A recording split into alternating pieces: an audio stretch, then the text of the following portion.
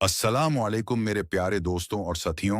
आज मैं सऊदी अरब रियाद शहर में हूँ और मैं आपको रियाज के एक इशारा का जो जेबरा का क्रॉसिंग उसको खत्म करके अब सऊदी हुकूमत ने नया तरीका यह बनाया है कि आप रोड के नीचे रास्ते और लिफ्ट की अच्छी इंतजाम की हैं। और अंदर मैं आपको दिखाता चलूं कि अंदर जो बच्चों के लिए पार्क है और स्विमिंग पूल और सत में शॉपिंग मॉल बैंक है।